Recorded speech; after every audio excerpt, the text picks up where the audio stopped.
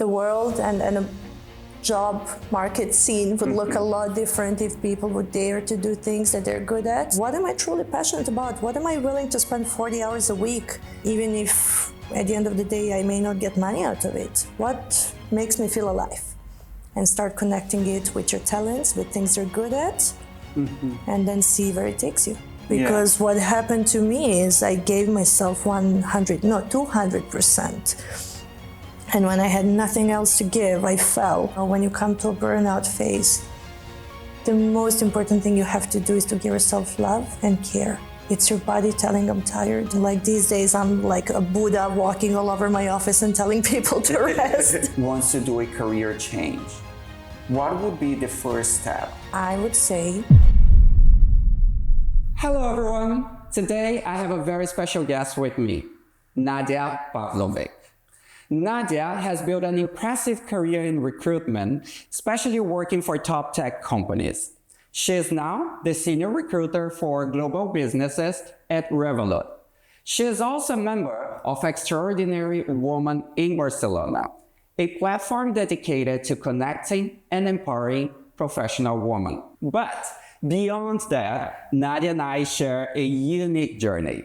Before stepping into the world of tech, we both worked as international flight attendants for major airlines. And in an interesting twist of life, Nadia was actually the first person who interviewed me and helped me land my first job in tech. Today, we're gonna dive into career transitions, challenge, self-belief, and what it takes to fully navigate a new professional path. Nadia, welcome to Run Chico Sober.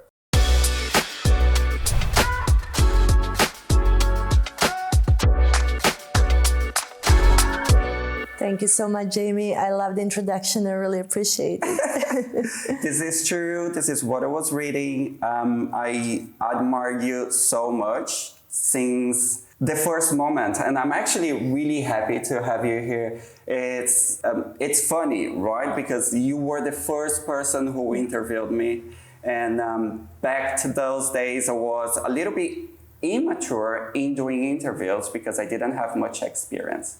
So I did not see that. Yeah. So I really appreciate that. Thank you so much. No, thank you so much for inviting me here. And actually, as I was coming here, I was a little bit revisiting these memories, of you being a candidate, me being a recruiter. The very first time we bonded, I actually remember vividly that even though you signed a contract, we said, hey, this was a wonderful interaction. Let's stay in touch. So I'm really happy we did after so many years. I actually have to share a funny story. I remember when I interviewed you, you actually were so passionate. Your energy was just out there. You were blooming, but it is a fact that you did not have any experience in tech, So it was a little bit of a challenge for me as a recruiter, turning no into yes and going in front of stakeholders and presenting your profile, right? So I had to come and be like, here's Jaime. Here's this amazing person. I really think we should hire him. And obviously the very first question from stakeholders comes, okay, give me a reason why we should hire him. He has nothing on CV that says, hey, I have this relevant experience. But I just had so much faith in you. And I just remember this was, in recruitment, you probably have like one or two special cases where you get to like really challenge your stakeholders and to be like, hey, I trust my gut. I trust my intuition. Let's just do this. Trust me, you're not going to regret it. And you were one of them. I remember, me standing up in front of them. Google stakeholders, GoDaddy, all those projects, like big stakeholders. I did not know that. It's the first time, guys, that I'm hearing this. Yeah. I actually remember not regretting it any second, going into those calls and being like, I know he's going to deliver. I just know. It's just was so crystal clear to me. This morning, I opened up your LinkedIn and I saw your career transition. It was just, it was probably that mother feeling that mothers feel, I'm like, look at my baby growing in tech. So I'm so proud of you. I just want to say that. Well, thank you. Really, I did not expect that. And back then, I was so nervous in delivering and in doing a good job because I self-doubt myself so much. But we're gonna go there. Do you remember what you told me during the interview? I don't know what specifically. Do you want to share it with me? Yeah. During the interview, you told me, Jaime, we flight attendant take up on so many roles and responsibilities in flight that often we don't see how much valuable expertise and experience and skills we have. Yeah. That was such a game changer for me, especially in that time, because I was coming from a position that I was flight attendant for 10 years, 12 working in aviation.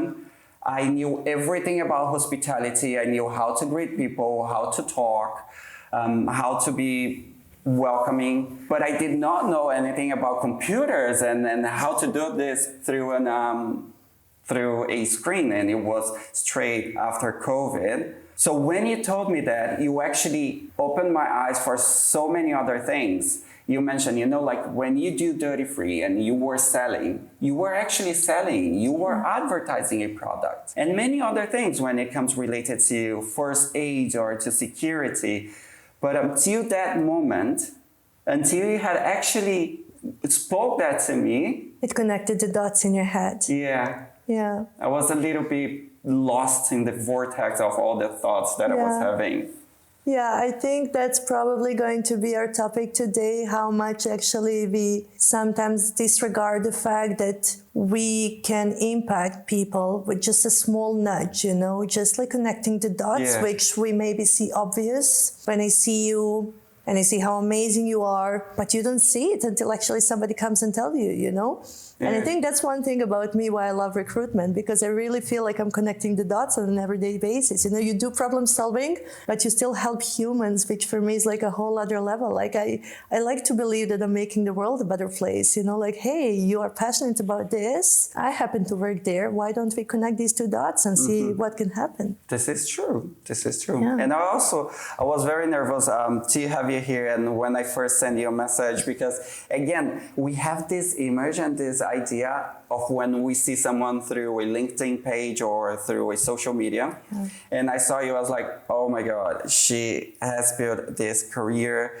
And I'm not sure if she will want to talk to me, especially I'm starting this podcast, I'm starting this channel, and if she will feel confident. So I felt a little bit, but you replied straight away. I was really happy. And I said you made my day, because I feel like with this we're going a whole 360 cycle of your career growth, And yours as well.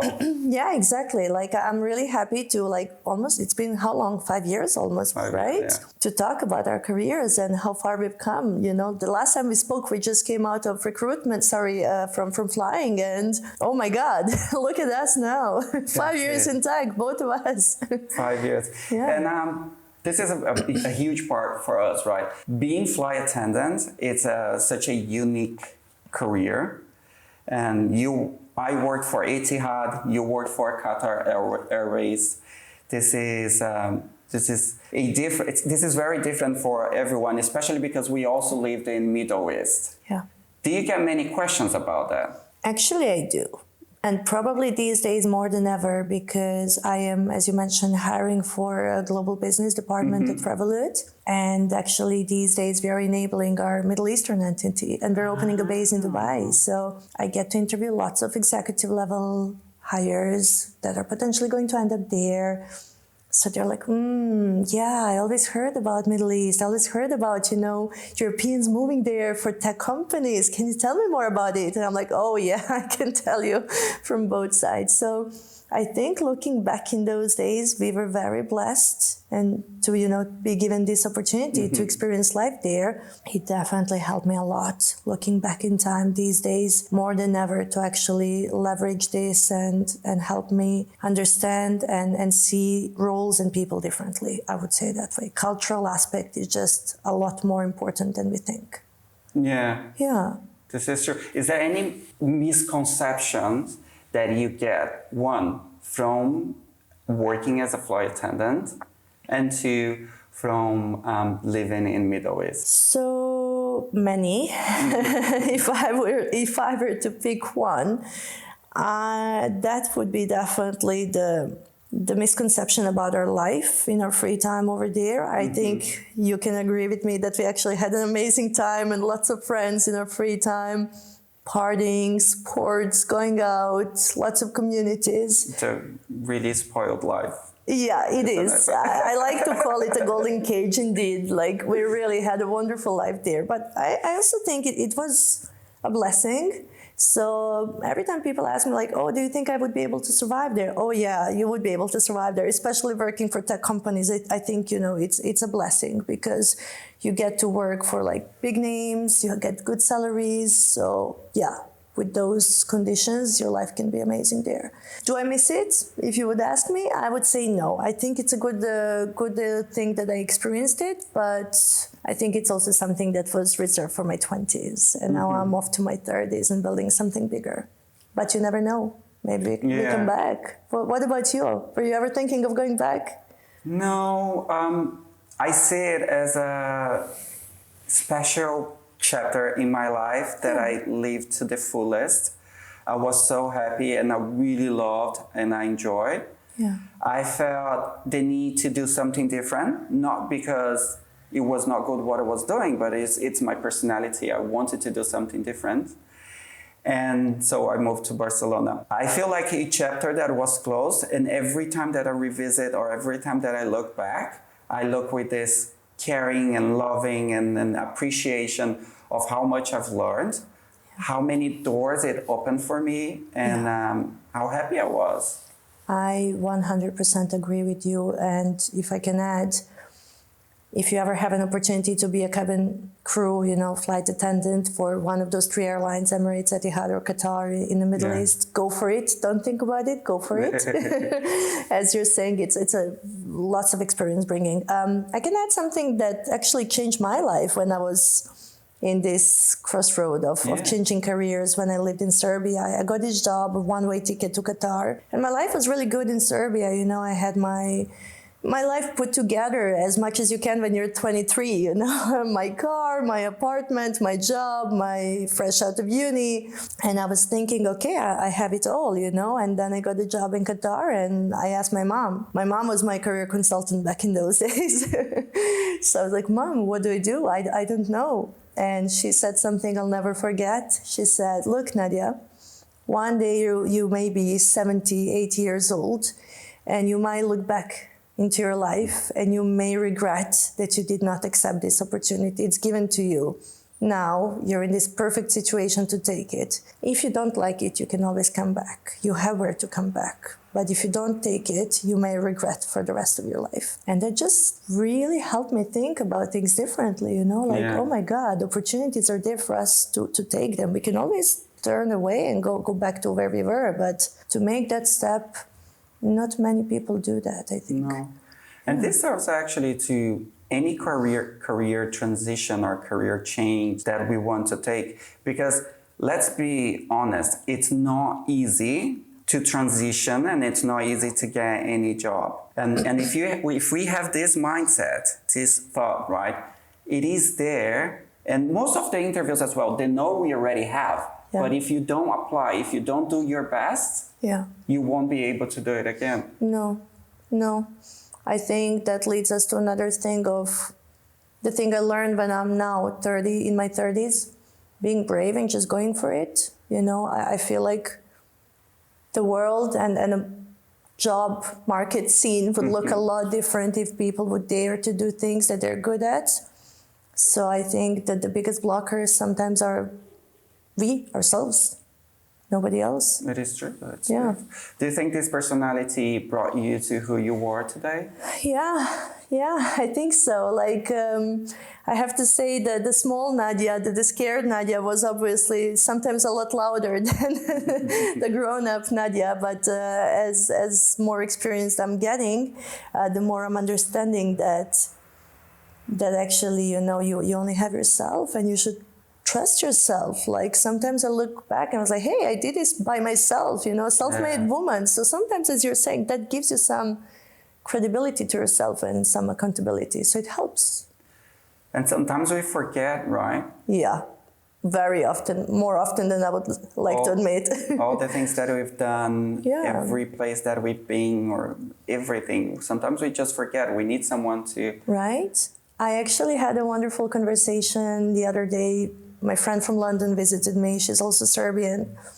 And she was staying at my place, and I don't know, we talked about some other topics. And I was just saying, oh, I don't like using this makeup because every time I buy it in New Zealand, I prefer the one from Bangkok a lot more. And she just stopped me there. And she was like, can we stop for a second and appreciate the fact that you're talking about buying makeup all over the planet as if it's going to the market store down in front of your apartment? Yeah. Like, hey, your life is so international. And, as you're saying, like, it just... It was like that. Yeah, but we neglect it, right? We neglect so I feel like, oh, wait, right? I completely omitted that part of my life. Like, oh my God, I should remind myself more often, like buying Manuka honey in New Zealand, going for special cosmetic treatments in Bangkok and all these things. I'm sure you also had your own. No, that was our life. And this is still life of many of my friends. Right. There are many, though, that would like to do a career change, but they are a little bit scared. Yeah. There are some doing right now.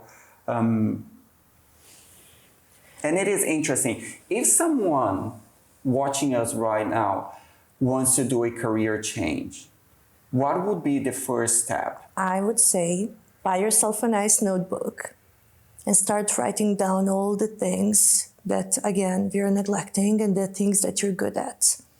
There are just so many things we're learning as cabin flight attendants. And I think until you see it on a piece of paper and until you start connecting the dots, what does it mean to be a salesperson equals what type of job opportunities are out there in the world, you're not going to be able to connect it by yourself alone in your head. Sometimes things being structured on a piece of paper are a lot more powerful than we think they are. Yeah. And then the second thing would be asking yourself, what is it that I'm passionate about? What is it that would fill my heart? If now somebody would ask you, Jaime, what would you like to do if I were to tell you, look, we may be able to pay you at the end of this month, but maybe not. So start asking yourself these questions. What am I truly passionate about? What am I willing to spend 40 hours a week, even if at the end of the day I may not get money out of it? What makes me feel alive? And start connecting it with your talents, with things you're good at, and then see where it takes you. So I think being structured in a way, being a little bit analytical, those things... Putting it down, exactly. taking notes. Right. Having a clear picture, not clear picture, because to be fair, we never have a clear picture, but having an idea, right? A visual. Correct. I actually do this in my free time. I work on helping people navigate through their career changes, and I like to use this Ikigai Japanese concept. It's actually a lot more powerful than people think. And I actually remember doing this 4 years ago for my very best friend. She's my best friend for 25 years. And she lived in Greece for 10 years. She moved to Paris. And she was like, Nadia, I absolutely have no idea where to start. I want to have a job, but I don't know what I'm good at.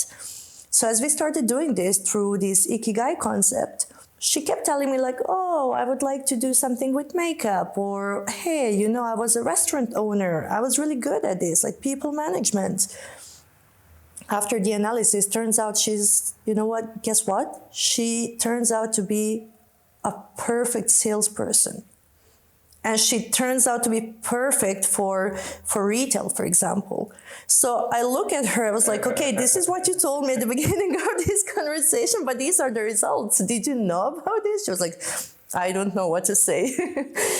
So I told her, okay, let's do homework. Take this weekend, write down the top 10 companies you dream in your life to work for, and let's find the job titles of these talents that you listed here that you're good at, and let's start applying for them.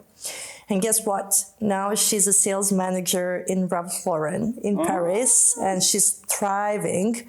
She's absolutely thriving, and I'm just so proud of her. So and yeah. you're part of this process as well. Yeah.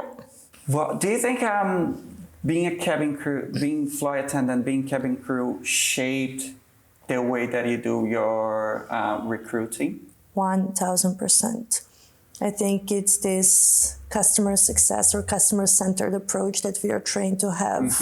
Because, right, both of us, we were in our 20s when we learned these things. Yeah. Yeah, we're still in our 20s. But 100%, because I feel like everything I do on a daily basis when I'm hiring, there's always this tiny voice in the back of my head asking, like, are you doing this for the good of this person?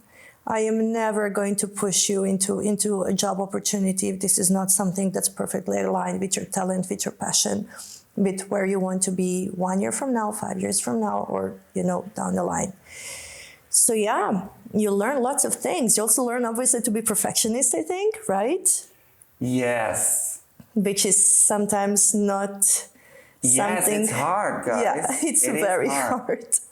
The previous interview, I talk about perfectionism, but I struggle a lot with perfectionism. And even in sales, it's not so good to be like really perfectionist. And I had a manager, and she was really tackling this in a way for me to actually make things move instead of being focusing in granular details that won't take me forward. Right. I agree. I actually find it even in our private time, the tiny things we don't really pay attention to. So the way we open wine, the way we're preparing a Christmas dinner with my friends. Sometimes I'm super picky the way, the knife is standing, because, once you work in the first class of Qatar Airways, every degree has to be perfect. And people are like, you have to relax. Yeah. This is not a 5-star dining service. But once you're learning everything, you just want everything to be 5-star. Yeah. Well, this is how we shaped our personality, our professional personality. And this is what we were asked for, right?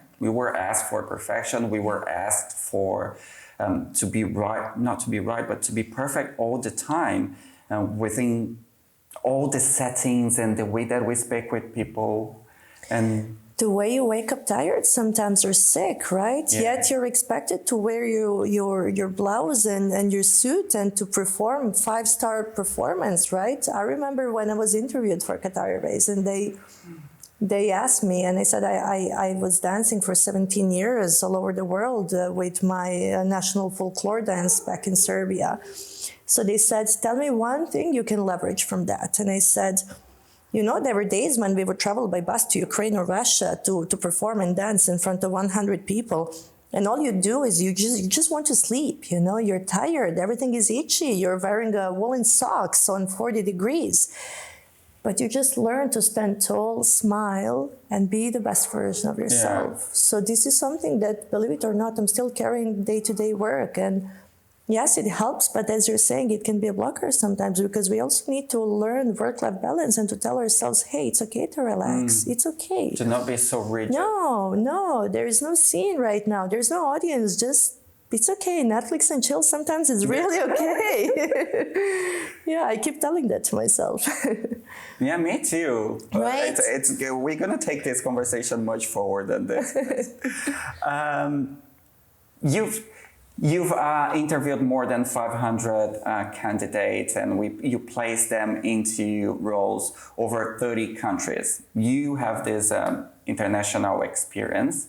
And when someone is changing career or shifting, what is the common point you see between them? Is there anything that you would recommend them to make it better? Yeah. There is one thing that I'm noticing that the successful candidates are maybe having a step ahead compared to the other ones, and that is your interest and your willingness to invest your private time into something where you want to be, right? The way you're doing this right now with the podcast is so amazing, right? So this is not part of your full-time job, yet you're doing this for the society. You want to make the world a better place. I know it sounds silly, but the same goes if you want to move from being a marketing manager to being a Python software, designer or whatever. You just want to code. You love coding, right? But you have zero experience. So what are you going to do? Well, number one, sign up for a course and start providing certain services, freelance, volunteering, doesn't matter. As long as it's out there on your CV as a proof that you are willing to spend your free time and your effort and energy into something, that's going to take you a lot further than you think, because it's not enough just to show up with your willingness and ambition, but also something that you already are creating in a process. That's when the doors are opening up for you. It's like soft skills and hard skills. Exactly, right? Combining both of them. What could be the struggle that someone could be going through? That could be, hypothetically speaking, stakeholder management. Just because, you did not experience such high targets or expectations, or waking up at 2 a.m. to code something just because the server crashed down. But this is absolutely on you. So this is something you actually need to learn with experience. So that again means being 100% willing to face those obstacles, knowing that they're part of the way. It's just not enough to be, ambitious and eager to grow, but actually proving it when the obstacles come along the way, and having these bigger pictures like, hey, this is what I prayed. This is what I wanted. This is what's happening right now. I'm going to take this because this is a small part of the bigger picture where I want to be. And mindset, not mindset, but mental health mindset talking. The mentally struggle that they would go through. Yeah. How can they remain consistent? So that is a very, very important question. And thank you so much for bringing it up. So I have to share a personal story. I went through a burnout twice in tech. I think it's a lot harder than people think, right? And I think if, again, you're a perfectionist, you're ambitious, you want to grow, you want to prove yourself, unless you learn when to stop and rest and give yourself some love and care, life is going to teach you, and you don't want to be in that position. Like these days, I'm like a Buddha walking all over my office and telling people to rest. But that is the answer to your question. So yes, career is important. But what I learned during those days of my sick leave is that career is only a part of your life, and your life is a whole. It's a bigger picture. So who you are when you're not providing 9 to 5, who you are outside of tech is the base that is going to hold you when you fall down. Because what happened to me is I gave myself 200%. And when I had nothing else to give, I fell. And I woke up and I almost lost sense of myself, I was like, oh my God. I feel you 100%. You do? It happened with me. Right? Yeah. And then you have this urge of telling people, like I almost feel like, this meme guy with the banner, like it's really important to nurture your other areas of your life. So this is what I did.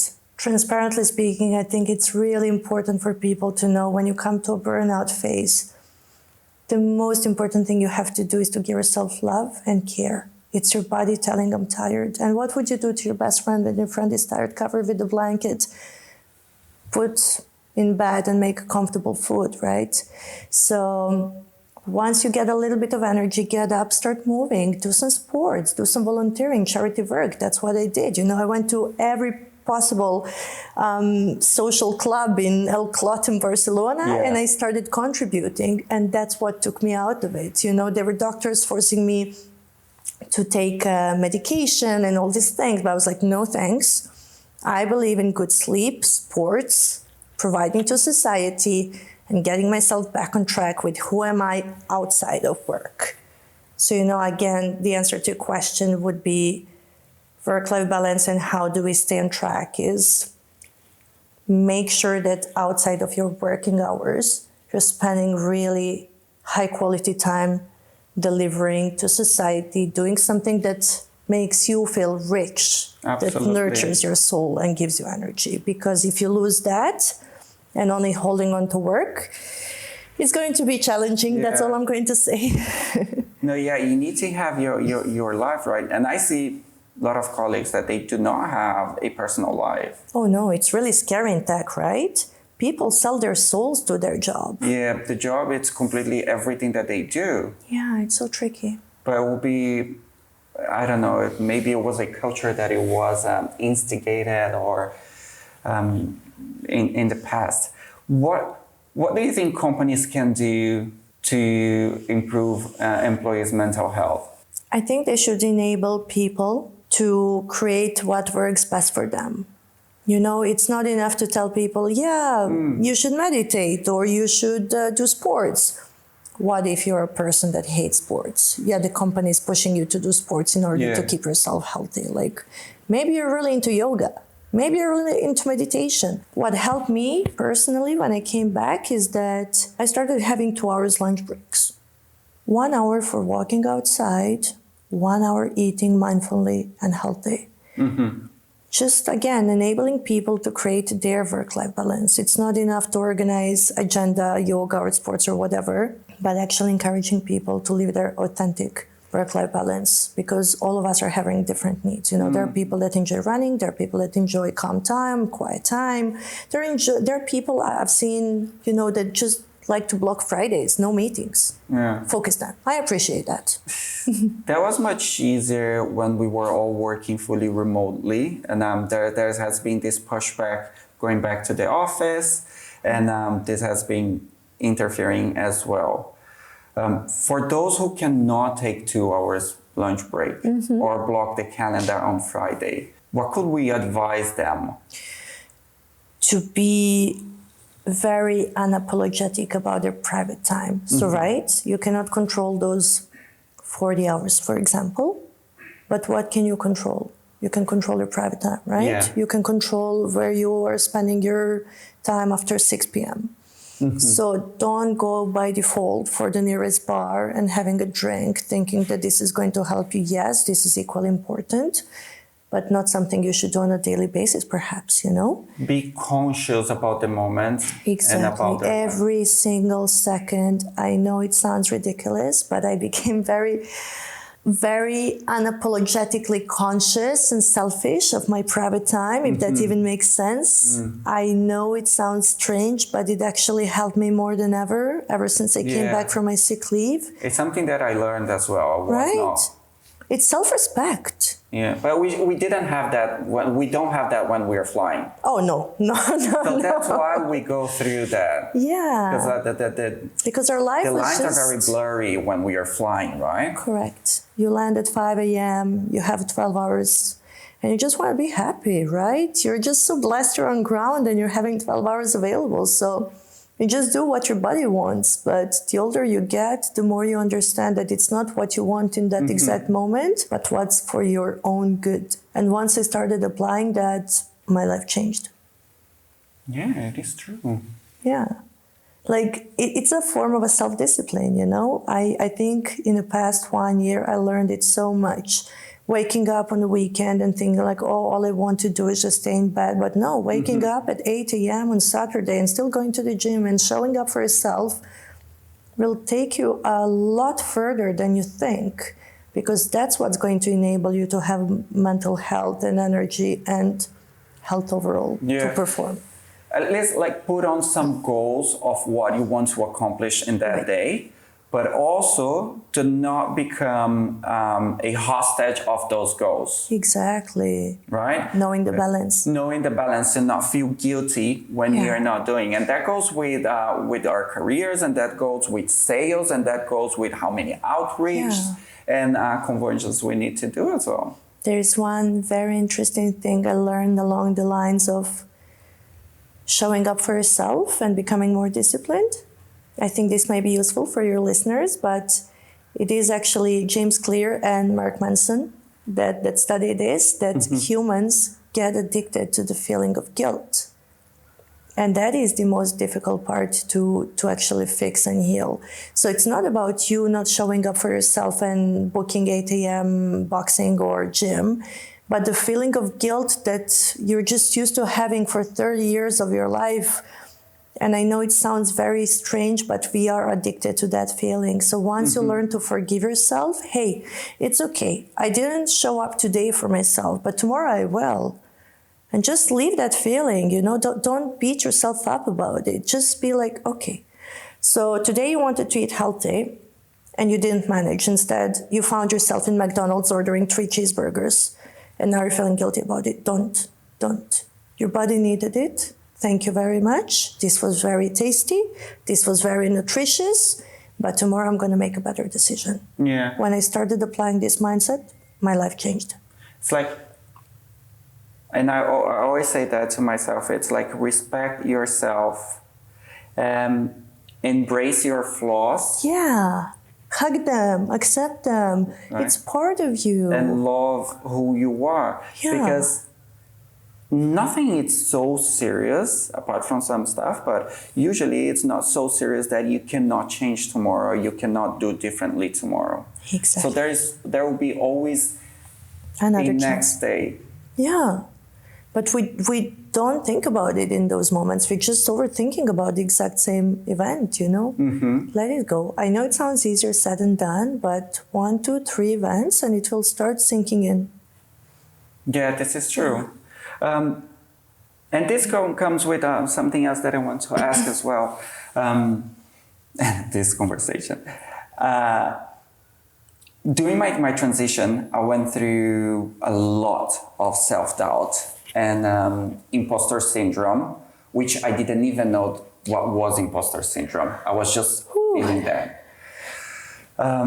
It took me a while. I had great managers actually that helped me through the path. And now I feel confident with what I do. It is a process, guys. Oh, yeah. But now I feel confident. I empower myself with my actions. I don't feel guilty for not delivering. I deliver 100% or even more of what I want, but the results not always it's what I want to see. Yeah. And that was my issue because I was not seeing the results and I was blaming myself instead of all the I know things. exactly what you're saying. Did you go through that? I can literally feel that feeling you're explaining. Yes, I did go through that. I have to be also very honest, being an employee number 59 in Spain for Revolut, as a woman, there were days 3 years ago when I was sharing an office with 9 men and I was the only woman. And you know, I'm a strong feminist and I really like to highlight this because I feel it's really important. But sometimes as women are still not wired to stand up and voice it out, our needs, you know. Mm-hmm. There is still, as much as we think we're advanced, if there is a room full of people sharing their opinion, most likely a woman is not going to be the one to tell you, hey, shut up, stop it. It's my turn to speak. This is still not something we learned. I'm not saying this is the way we should be talking, but I'm saying that my point is that you still need to stand up for yourself, and standing up for yourself is a lot harder than we think it is. But having people that are constantly going to remind you about this, I think helps a lot. So I was lucky that along the way I had some amazing managers. I had one female manager that told me, Nadia, look, you need to clap for yourself. You need to stand out there and be like, look, this is the idea I created. This is the execution. This is what I did. Sometimes you have to be vocal. And also, I received this feedback back in the days when I was a cabin crew in Qatar Airways, because when I got promoted, I actually got fast-track promoted after a year and 2 months, I believe. I asked for feedback and I received positive and negative feedback, and that was my negative feedback. So my manager, I remember, amazing person from India, he told me, look, Nadia, you really need to be vocal about the good things you're saying, because in this world, if you're not, there'll be people that are actually contributing a lot less than you, but they're a lot more vocal. Yeah.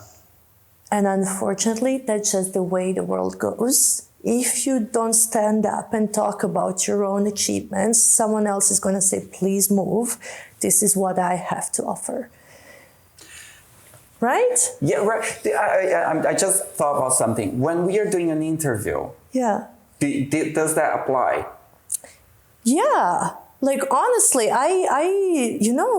there are so many people being so humble about themselves. I'm not saying you should... You told me that. You told me right. that. I remember I gave you this feedback. I'm like, Jaime, for the love of God, you're so amazing. Like, do we need to have a call before your final interview for me to just keep telling you, you're amazing. You're amazing, because you are amazing. So I came to a point where my final stage candidates, when they're about to sign a contract and they're having a call with the partner of the company, like very important people, they normally tell me like, okay, we covered the topics, now tell me tips and tricks. And I tell them, look, this is your 5 minutes to talk about yourself as if you are the best version of yourself. Like, please, I'm begging you, all these achievements, success stories, this is the time for you to practice, standing up for it. Like, I don't know what's going to help you. Like, make yourself a nice coffee, dance, half an hour. Walk, do stuff, whatever works for you. But please, for the love of God, when you show up... Do a sprint. Yeah, really. Like, it helps. Yeah, it keeps the blood flowing. Exactly. But it might be more suitable for us because we work in this fast-paced environment and competitive as well. But even for my colleagues, when I hear someone applying for the company that I work for, I say to them, you need to be you, but you need to empower yourself. Yeah. You need to be confident in what you're saying and have an opinion as well. Yeah. Because it's not the time anymore where you should just be in the shadow. You know what's helping me here and what might help people out there is if when you need to show up for a very important call and you're like, oh my God, this person's going to make a decision about my career based on these 20 minutes of my performance. Think of yourself as if you are an advocate for your own best friend. What would you do if you are now talking about Jaime to this very important person and you need to sell Jaime, but you're Jaime's best friend? You're really going to put some effort, right? Like, hey, I love this person. I want this person to get this job. But we often don't think about ourselves this much, you know? You just need to really celebrate yourself. I know, again, it's easier said than done, but gratitude, gratitude, gratitude for all the things you've done so far. Now I see why you're so good in what you've done, what you do. Thank you so much. And why you've been growing so much. Congratulations. Thank you. Thank you so much. I think it's everyday work, you know, you never finish it. I remember a funny thing, you know, I actually am very proud of having a wonderful relation with my psychologist for the past 7 years. And I remember my mom asking me last year, so when is this going to be done? And I remember looking at my mom and I'm like, Mom, look, you're paying for your own fitness instructor because you want to look good and you keep showing up for yourself. The same goes for me and my psychologist. I want to have mental hygiene. I want to have healthy conversations, growth. I don't think there is like a KPI and target like, hey, this is what I need to do with her and this is why I hired her to talk to me. It really doesn't go that way. You evolve, you grow.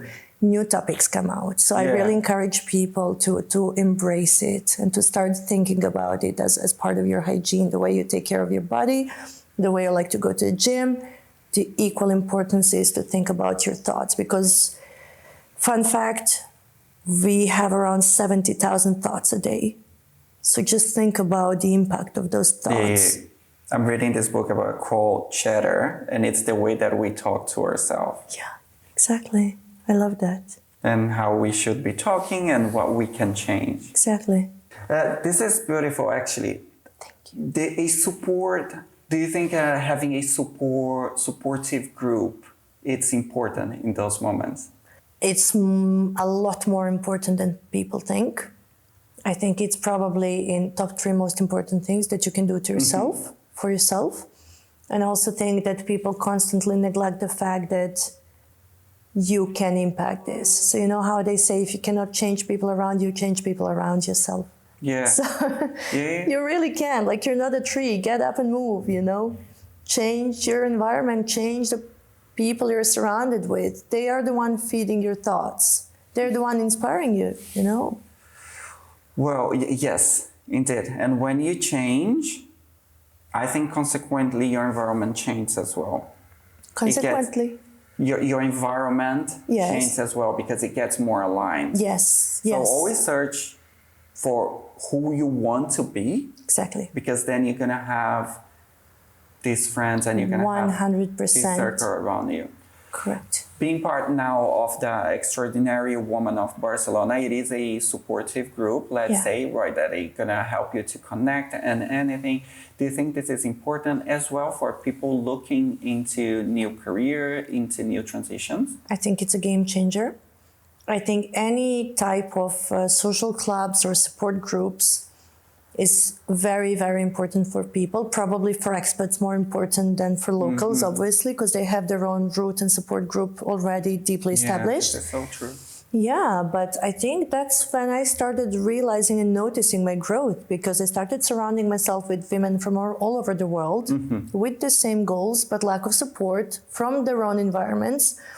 So those type of groups are actually putting the best of the best in people, like, hey, I want to grow, you want to grow. We don't know where we want to go, but your perspective is going to help me, and my perspective and my networking is going to help you. I can't even begin to tell you how many women founded their own businesses, got their own jobs, found partners, found best friends through those groups. So if you don't know where to start, if you were to land to Barcelona or any other city, Dubai, London, doesn't matter, I always advise the very first thing you have to do is to sign up for those groups, social clubs, groups, sports, causes, volunteering, whatever. Be surrounded with type of people that you want to spend life with. That's the whole Starting exploring. Exactly. Like, I also help people to transition their jobs in other countries, and I currently have a case with one client who got the papers to move to Norway. So he has it all figured out, except that he doesn't know where to get a job and how to settle himself alone there. He's only 23, so it's a baby. And when I started telling him, hey, have you done a research about Facebook groups about programmers in Norway, social clubs, type of cities, concentration of these type of roles, companies. That's when you start open up and see the world with different eyes. Because what happened for him is that he was sitting home alone. Sometimes certain type of profiles are extroverts versus introverts. Maybe you're just ruminating the same thought over and over again. So he felt very secluded. He felt all alone out there. And I'm like, hey, this is your oyster. We're just going to open the door and show you the whole world. So if you don't know how to start, ChatGPT is a wonderful tool. That's true. Top 10 social clubs, top 10 groups in this city, that city, this cause, that cause, and start from there. When I moved to Barcelona, there was no GPT back then. But I did exactly what you're saying. I went over Facebook and I add myself in so many groups, like expats in Barcelona, people live in Barcelona, moving to Barcelona, sports in Barcelona. Oh my God, the expats in Barcelona was the real thing. Yeah. And then finding a flat, which is still difficult, all of this, and then this really helped. But I heard as well that you are starting your own business. Yes. And your business, it is focused in how people in their personal growth and going through that venture. Would you like saying a little bit about it? Yes, thank you so much, Jaime. So it's still work in progress as I do this in my free time. It's called Compass and Coffee. So the concept is, let's have a cup of coffee and help you find the compass to navigate where you want to go in your life by actually asking you right questions and providing some tangible and actionable tips and tricks. Again, I believe that my purpose in this life is to help people. And if my knowledge and my expertise can help people to navigate through life and find where they belong, I'm really all for that, to spend all my free time. That really makes me happy, seeing people like yourself, succeeding, thriving, growing. That's when I know I feel my purpose here.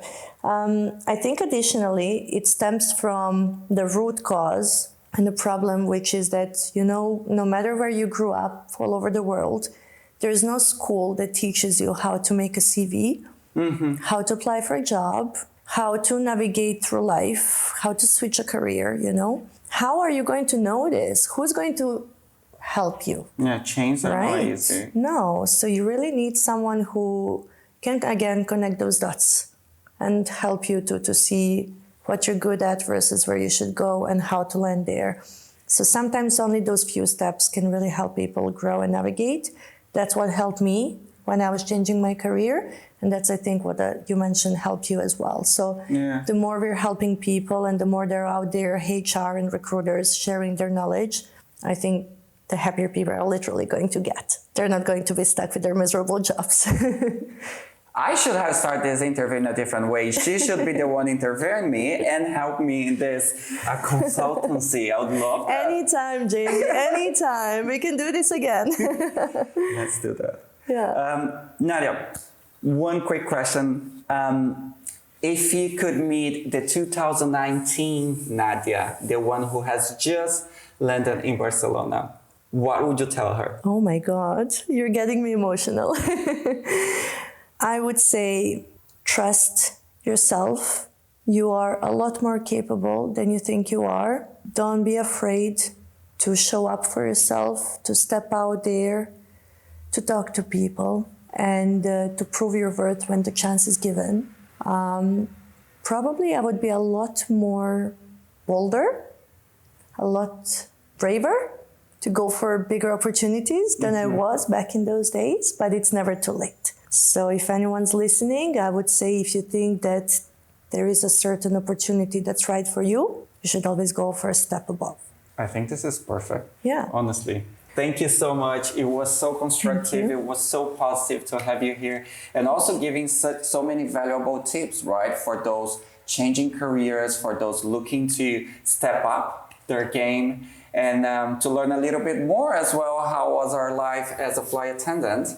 There are many friends that would like to do this change. So yes, guys, the world is full of opportunities. It's just there for us to take the first step. That doesn't mean that the first step would be easy, but it means that it should be taken. And then after this first step, it is what I mentioned to you. It's if you keep the wheel spinning, it's gonna rebound. You're gonna get some outcome. And it gets easier. And it gets easier. Yeah. Nadia, this is a gift for you. As I said on my channel, every interview that I'm having, I'm preparing a specific design for that interview. This is so wonderful, Jaime, and so thoughtful of you. So this is based actually in our experience. I hope you like it. Thank Let me know. So much. Can I open it? Yes, Do you want me please. to open it? Okay. Oh my God, I'm so excited. Let's take a look. I literally cannot expect anything. Let me see. Oh, this is so high hopes for the future. Oh my God, it's an airplane. It is the window. Oh my God, it's our window. We spent thousands of hours looking through those windows. And guys, thank you, Jaime. This is wonderful. I can't wait to run with you and wear this shirt. So thank you so much for watching once again. Run Chico Sober. Can't wait to see you next time. Subscribing to the channel. This is Nadia. Thank you, guys. Thank you.